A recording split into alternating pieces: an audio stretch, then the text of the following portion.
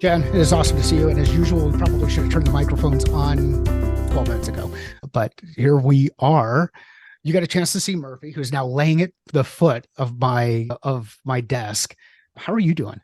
I am doing amazing because I got to see Murphy in motion, not just a Twitter picture of him. So my day can't get any better right now.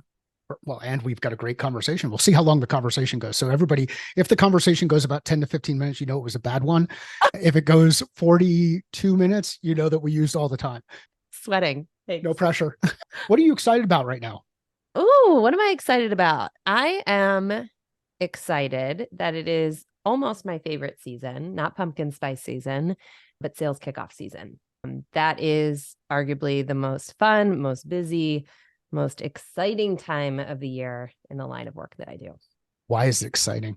Because you get to find the amazing, amazing leaders who actually give a shit about empowering their people and don't treat SKOs as a rah-rah session. And I am very, very here for that. So I think if I look back even, in the last 15 months, it's always really motivating to me to meet these leaders who recognize there needs to be a shift in how we sell and recognize that sometimes that message is best delivered by a peer and not an internal leader. So I have a lot of fun in these conversations because I always learn.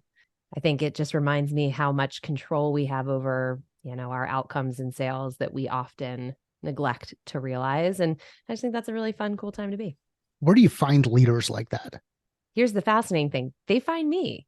And this is why I am such a passionate nerd for LinkedIn, is because I will inevitably have to do outbound. Like, I'm not sitting here saying like my door's being kicked in. By no means. I would love for it to be, but it's not. But I have enough leaders who will read what I write on LinkedIn and say, that's the exact problem that we're facing here. And they're not coming to me because they know, I'm some credible author or I've, gone to the Olympic. It's nothing like that, which is often what we think of when we think of speakers. They're coming to me because they're saying like, you can teach without being critical or judgmental. And we need a little bit of that to win over our sales force. So that's why I spent a lot of time on LinkedIn. It's a great demand gen channel. That is pretty cool. And I love that you're now demand gen. When did the transition to demand gen happen? You know what's so funny?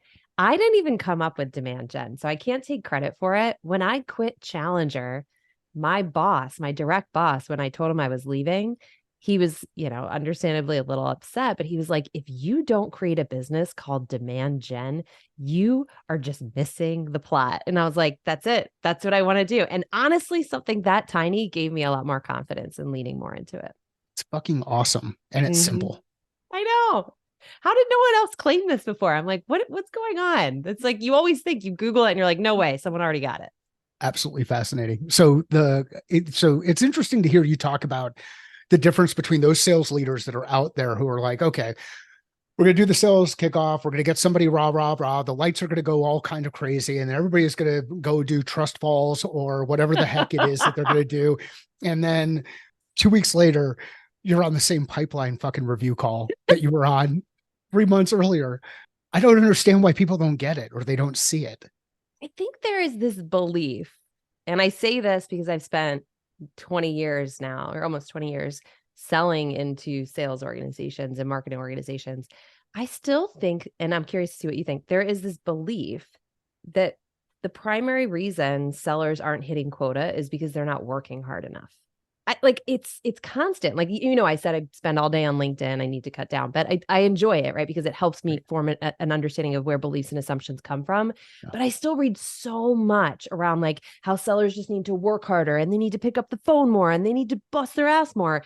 And it's always been something that like hits me right in my gut because yes, hard work, a good work ethic is a baseline expectation for a seller to be successful. Yep. But I don't think I can point to a single seller who's outperformed everybody else on the basis of just how hard they work alone.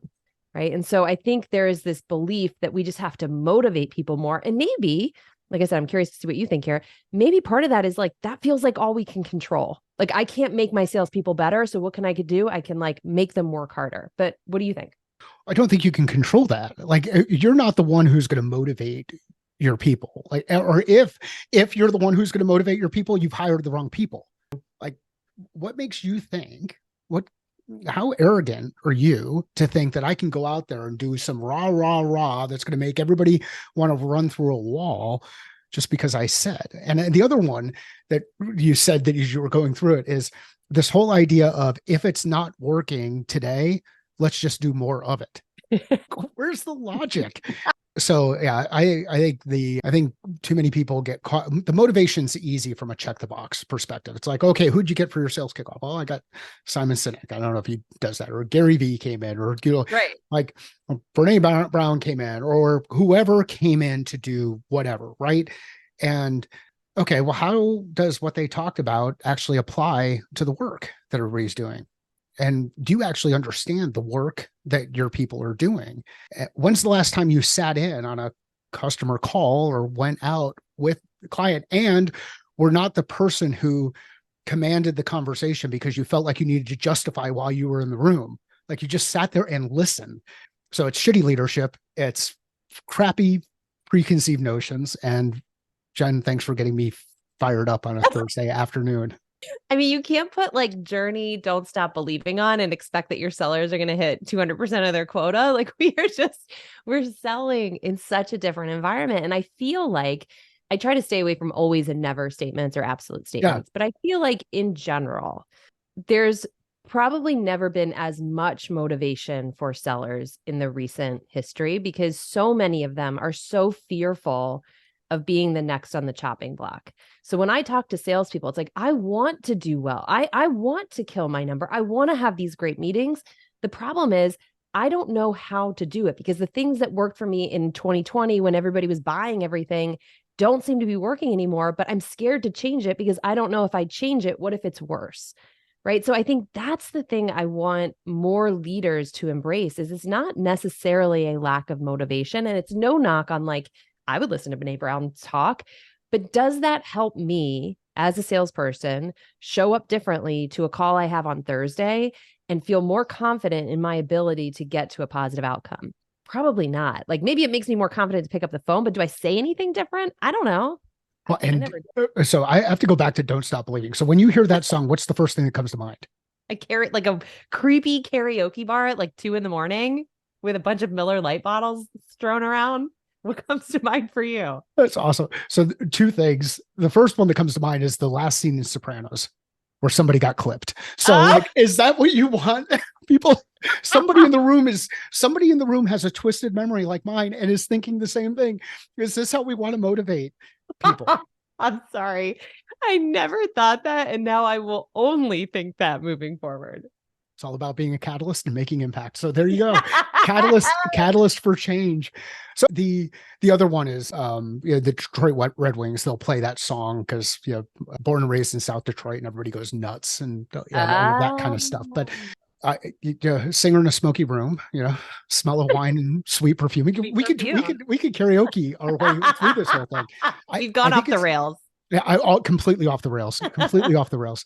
So you get into this situation where people are struggling both at a leadership level and an individual contributor level. And you think about the pressure from a leadership standpoint. You get the pressure from the board or the other members of the C-suite or your peers inside the organization or whomever it is that's applying that pressure, even at home, because you're wondering, am I going to continue to be able to pay the bills? Because if I lose this job that's really important to me, how can I get super creative if I'm potentially going to put all of this at risk? And you go back to, well, hey, this is how I did it. This is what worked for me. And sometimes the people who are saying that are the ones who, when it worked for them, they had a Rolodex or they were using, ACT or Siebel or, some of these systems that are archaic. And then at an individual contributor level, you feel less than, you lack confidence, you wonder why I keep doing the same thing over and over again at mass, and then it's not working, the results aren't changing, and I don't know how to push back. I think it's a fascinating challenge to address, and I really like the piece that you highlighted about how everybody can do these things a bit differently. There's not a one way to do things. It's not, you have to have three words in your subject line, or one word in your subject line, or not put too many questions, or whatever the heck it is. Yeah. So I think it's an interesting time period for people to be really, really stressed out. It is. And look, I have all the empathy in the world for leaders. There's a reason I never went the sales leadership route, Yeah. because I think it is arguably one of the most difficult jobs, because it's not just the performance outcome that you are managing the emotional baggage of people who are judged based on their performance. And so when they don't perform, that is an incredibly difficult place to be. So I have all the respect in the world for leaders, and particularly right now, it's got to be hard to make people feel like they can even achieve these targets.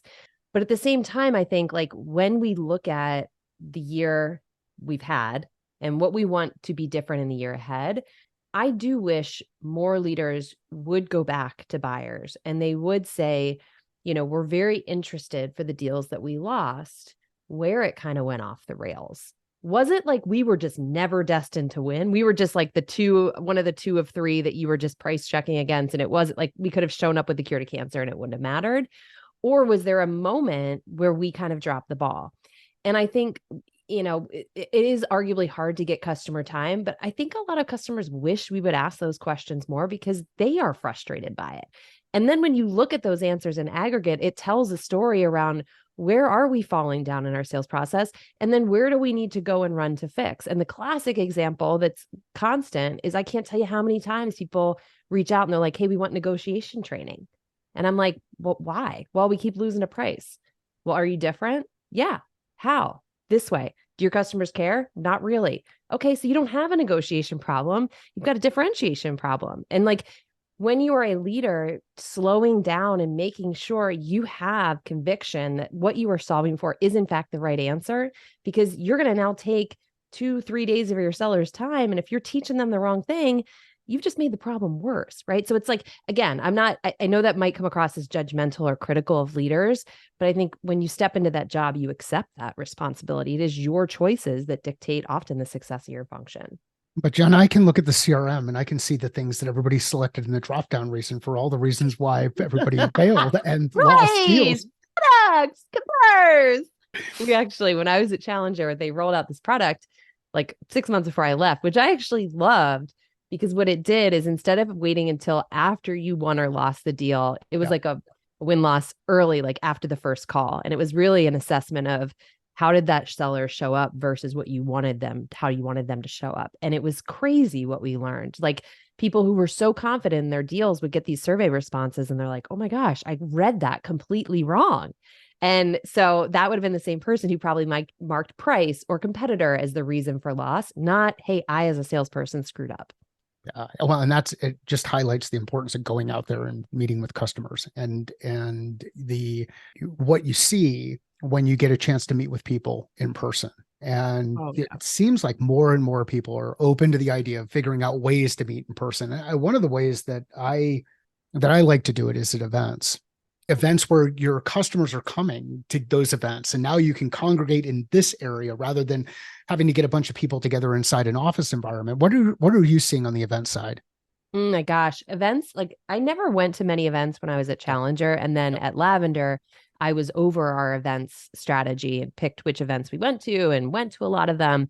And my God, is that illuminating, right? You have a choice. You can either show up to events and try to get everybody to want to buy your product, and you'll get wins from that for sure. Or you can show up to events with an open mind of saying, like, let me observe and watch what natural conversation these people are having. So to be very specific, like when I was going to events, obviously I was doing it on behalf of Lavender. I want people to buy Lavender. But when I'd sit at these tables with SDR leaders and I would observe what they were talking about, what that allowed me to do is understand what are the things that actually catch their attention. It might not be cold email. It might be like, I don't know, there was a table I was sitting at where they were debating between like one auto dialer and another. It is important for me to have that context because beneath that context, there's beliefs and assumptions that dictate why they're choosing to focus on that. And so rather than try to say, oh, well, you shouldn't worry about an auto dialer, what you should do is improve your cold email. I use it as an opportunity to learn and say, help me understand, like, why is it that you've chosen cold calling to go all in on? Like, I want to understand where you're coming from on that. And you get like all the good stuff, right? All the good stuff you never get in a sales call, because in a sales call, they're like, what's the trick question? What are you trying to get to here? Why are you trying to catch me? And so I completely agree with you. Events became such an important channel for us, and an important channel for me, because I was selling to a new, I've always sold to sales leaders, and now I was selling primarily to SDR leaders. And I learned so much through just listening to them at events. And sometimes we just I don't know if we do it enough. Yeah, and if we get better at asking questions, not questions because we know what the answer is or we are Yes. trying to trap somebody into something, because you can logic people to death with questions and kind of figure a way to get people into a trap. But ask questions really to lean on our covey to understand and gather information, because we're curious in understanding the problem behind the problem. Yes. Then magic starts to happen. People start to open up. Yes. And then relay that back to the organization. The worst, most selfish thing you can do is be like, okay, cool. Now I know. Like, I would always come back and I would slack the team and say, okay, here are the big things that people really wanted to talk about. We've got to figure out an entry point that gets us around this topic, because we're not saying anything about it. Right. So it allowed us to like rethink our messaging, who we targeted, how we targeted them. And you give the organization such a better ability to be flexible, versus if I just go and I selfishly come home and say, okay, now I know how to write, a different email because I was a bystander in this conversation. So I think that's really important, is you've got to hold accountable whoever is going to those events to share back what they're learning. This hits on a key of one of the things that drives me absolutely freaking nuts is when people talk about customers in the context of their customers, and like this whole ownership kind of thing. Like, I went to the event, so I should bring together all the leads. No, you were representing the business at the event, and you need to bring back information, context, and contacts and help us all learn from this thing. So in order to be able to do that, you've got to put yourself out there and engage and ask questions and not drive your own agenda, whatever the heck it is, drive the business agenda, which should be serving customers. Yes, amen. Not just like chugging drinks at the bar, which, don't get me wrong, like I like a drink more than anybody else, but that's not what I'm here for. And I think sometimes, I think a little bit at play, at least in some of the events that I went to, there would inevitably always be like 2 or 3 people who you were like, you've not left your house since COVID started, right? Because you're acting like a caged animal who is just let go. This is a business event, bro. Like, so I think it is funny. You see all types, but there's always really, really good connections to be made there that don't always end in a sale with that person, but allow us the ability to learn in such a way that we can sell to way more other people. So I think, again, it's just a mindset going into those events of what you want to get out of it.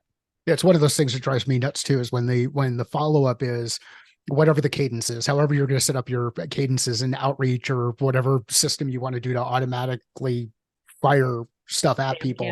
But it's the 3 days after, hey, thanks for stopping by the booth, or thanks for meeting you, or all of this kind of stuff, where if you actually took the time, if you think about it, let's say there are 100 customers at the event, just for simple numbers, and in a period of time you can take on 10 customers.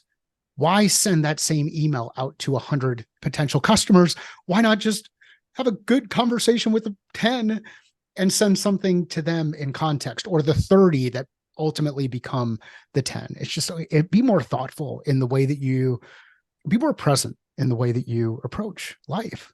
Amen. And if you go in and say, my goal is not to convert every one of these like human beings, but rather to show up in a way where I'm both learning, but keeping an ear to the ground of what might be helpful for them. The other move that I didn't see a lot of people taking at events is your ability to be a connector of others. So if I talk to 2 people at an event and they're both talking about the same problem, but one's a little bit ahead of the other and they're not competitors, I never just introduce them because it's not my place, but I can say, hey, I was having the same kind of conversation with so-and-so. They were doing something different that I hadn't heard before.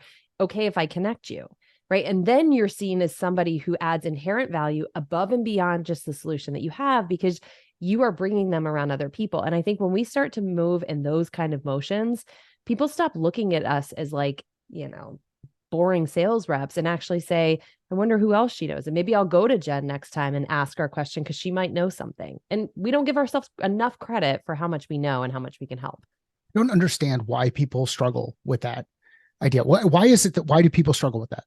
I think maybe on the particular motion of like making introductions, and I'll say Yep. more The broadly. networking. Yeah. Yeah. And the networking piece, I think it's because people have this perception often that there's only so much to go around. Right. So like if I introduce you to someone else, what if they say something that like doesn't help me in my solution? Well, guess what? Maybe that's the right answer. Like we've got to eliminate this scarcity mindset that like I have to protect and clutch my prospect with dear life. Like I want them to go out in the world. I want them to feel confident in the decision that they're making. And if I hold them hostage, they're going to do that stuff without me. I'd much rather be a part of it. But I think there is that fear of like, I have to earn all of their time. No, we don't. Do you like being clutched and kind of like locked in a cage and kind of organized? And I'm just going to go ahead and keep you right here in this little box so that you don't see any of the light out there. Is that something you like? I mean, if it was, I'd be down in my basement and not here with you. So Like it just, it is that so I was just at the Sales Enablement Society oh, conference nice. in San Diego, and I had a chance to speak there. And they've now rebranded themselves as Revenue Enablement. And I think there's this evolution that's happening. Sales enablement leading to revenue enablement, leading to organization enablement, leading to individual enablement, like getting back to the individual. How do we help people do people things, whatever the people things are? And the thing that you've highlighted in the conversation so far that I think is fascinating and really important for people to go back and listen to is people have problems. They don't need you to go create problems for them. They have problems. They're looking to solve those problems. If you can help them solve those problems by connecting them with others who know how to solve those problems, you're now an advocate for them. And it's sales is an act of service. And I think unfortunately we have leaders who don't lead in that mindset. We have people who haven't operated in that mindset. They've operated more in the kind of the order taking mindset and the thing is good. And yeah, actually I made my number because of the BDR kept just giving me meetings after meetings after meetings because everybody was coming in for inbound and people were growing. And I happened to work at Zoom back in March of 2020. Like, sorry, you hit her nerve. I have the same nerve. It's okay. And I think like when you adopt the mindset that you're lucky, it's almost like a baseball player, right? Like what's the best hitting average a baseball player has? I'm not a huge baseball player fan, but I remember my husband giving me this analogy. Oh, It's not that good, right? And neither is sales. So if you go out there and believe that everybody is winnable and everybody's convertible, you are so disappointed so often.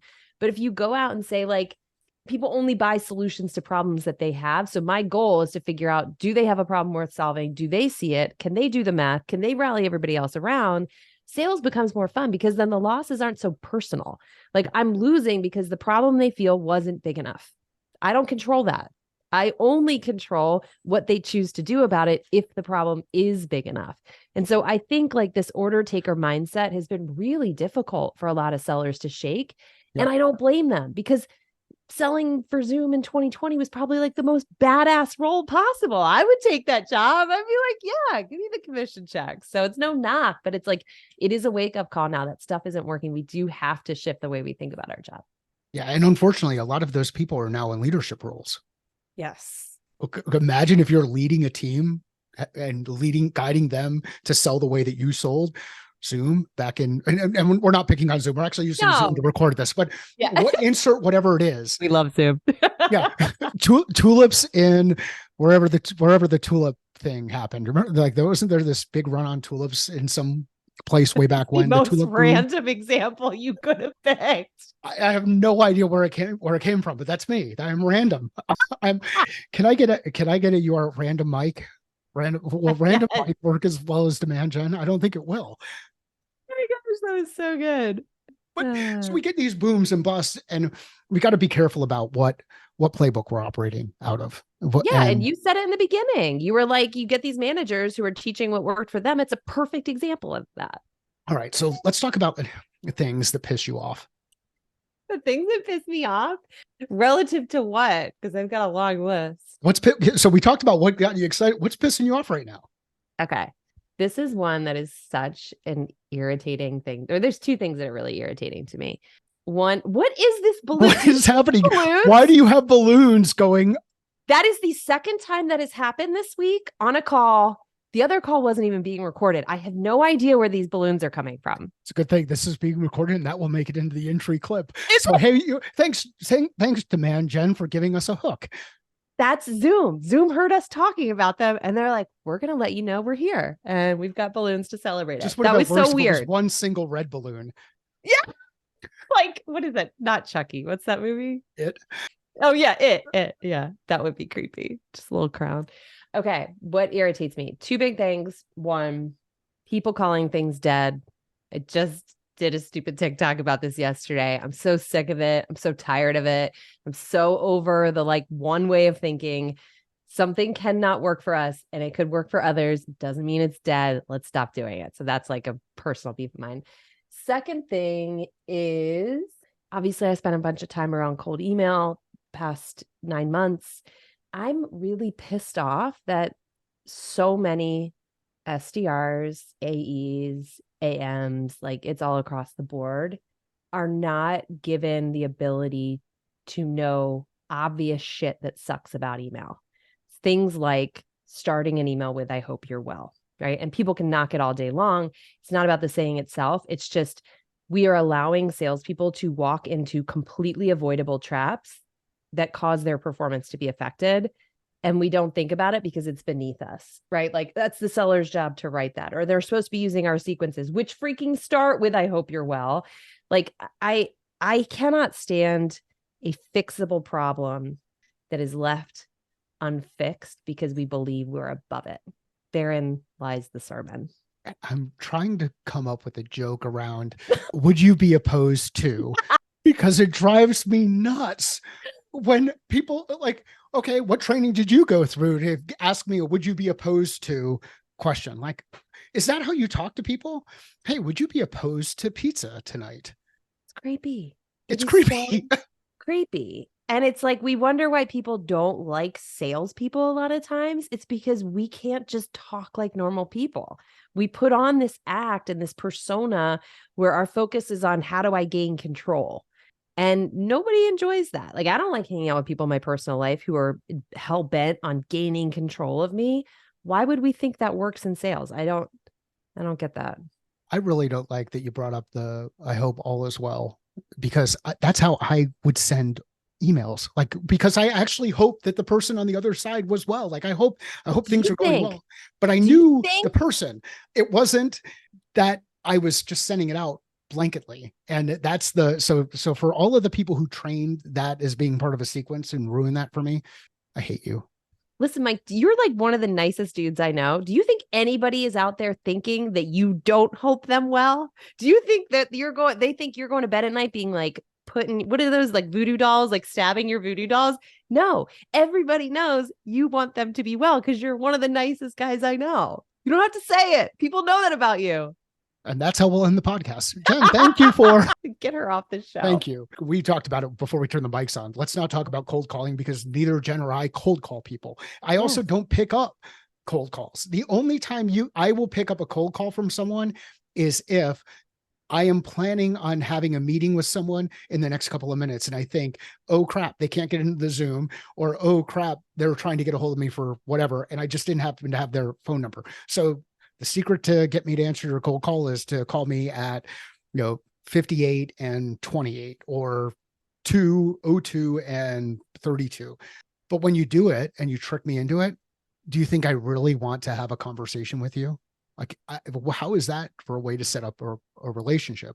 I think it's funny that people who stand on these pillars or stand on these mountains or want to die on these hills happen to be people who just don't have a lot of experience doing other things. Yes. Like I can sit here and explain why I don't do cold calling. It's very similar to the reasons that you don't too. And I just personally don't like doing things that I don't like being done to me. But I still will never say cold calling is dead because people book meetings from cold calls all the time.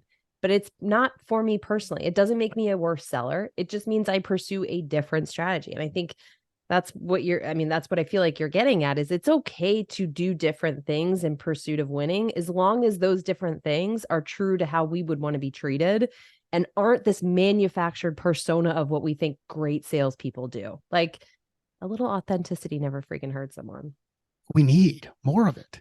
Like when you talked about negotiation. So if anybody brings up negotiation, the first person I turn them to is Todd Capone. Yes. Why? Because he's done some amazing things around negotiation. Can I teach something around negotiation? Sure. Have I recorded a bunch of stuff on negotiation? Yes. But if you are looking for the best, bring Todd in. And Yes. I wonder if over time we're going to get closer to people getting comfortable being the best in X or whatever X is. What do you think? It's a really good question that I haven't thought a lot about. I hope that's where we go. Like when I left and went out on my own, one of the first things I did was identify what are the things that I'm either bad at or don't want to spend my time doing. Yeah. And then looking for people that I think do a good job of those things. So I could recommend those people to others because I think two great things happen there. One, the prospect looks at you and says, okay, this is not a sell at all costs. I'm going to take anything you say and twist it into a reason to buy type of salesperson. But two is like Todd Capone, when you do that, is going to feel this feeling of reciprocity. And he's going to say the next time something comes up where I think Mike would be great, I'm going to be excited to share his name. And it's just like, that's basic human shit. It's not a sales methodology. It's not like some hack. It's just like, be a normal freaking person. It is basic human shit. And for whatever reason, Jen, I don't know what's going on with your camera. Like my camera just battery died, I think. So now we're on my FaceTime camera. That's awesome. What was the were you the one who said give a shit sales methodology? Yes. Yeah. It was fascinating. Like imagine what happens. Is it? What it's not. But that's the sad part about where we are is people want to. I hate the word methodology. And the reason why I hate the word methodology is we're not in a study of sales. We're practitioners. We're not, this isn't biology, the study of bio whatever, or physiology, the study of movement. It's not your sales methodology, the study of methods. It's you're practicing a method. You've adopted a method. You're applying that method. Yet we still call these and try to implement new methodologies. And we don't even know what that word means. Yet we still do it over and over and over again. It drives me absolutely batshit crazy. Jen, what are you working on now? What do you like? What are you working on? Who should I'll be honest. Yeah. Okay. I'm working on, we talked about this before. I'm working on a better work-life balance. I'm gonna give you my real authentic answer. I'm working on not making my self-worth so tied to my work outcomes. And in doing so, what that is opening up for me is getting really clear on what I enjoy doing. And one of the things I do enjoy doing, as we talked about in the beginning, is being a part of sales kickoffs, is giving an alternative way to think about the role of sales to salespeople who feel a little bit lost right now. Like that is one of my favorite things to do. And that's where I look forward to spending a lot of energy in the next few months and as we get into 2024. So wish me luck because it is a hard habit to break, tying your self-worth to your work. Are you familiar with Donald Miller's building a story brand and the story brand stuff? Have you done gotten into any of that? Get into it. He was on the podcast before. I'll send you a link just okay. I was just about to Google it. But really good stuff around kind of what he applies hero journey. So Joseph Campbell stuff to marketing and looking at the role of the solution provider as the guide, not trying to be the hero. And in what you're describing, you're guiding people to find, and I know in here you were talking about your own work-life balance and not being tied to that specific identity, but when you go in there and you're doing these kickoffs and you're communicating to reps or communicating to people that are in the room who want to do better, want to be better, want to achieve better, you get to play the role of the guide and help them see the light on the other side. And that light can bring a heck of a lot of energy. Jen, it is awesome to catch up with you and have you on the podcast. Where can people find out more about what you're working on? Oh my gosh, it was so awesome being with you. I have so much fun with you. I appreciate you having me on. I always have so much fun with you. LinkedIn. LinkedIn's the easiest place to find me. I'm always hanging out there. Jen Allen Knuth. All right. We will include a link in the show notes. Sales is a thinking process. Business is a thinking process. Life is a thinking process. How are you thinking differently about your process? And I screwed up the read out in the end, which happens every once in a while. I think I'm just getting older. So here's, if you know someone who would enjoy this conversation, please share it with them. Let Jen and I know via LinkedIn. We like to see the comments, the shares. It helps get the word out. There's a lot of stuff that people can get a benefit out of listening to this conversation, whether it relates to triggering events when listening to music. It relates to getting out of your own bullshit when going out and doing work. It gets out of avoiding preconceived notions and bias. There's just a lot of really cool stuff in here. So please share it with them and let us know. Again, sales is a thinking process. Business is a thinking process. Life is a thinking process. How are you thinking differently about your process?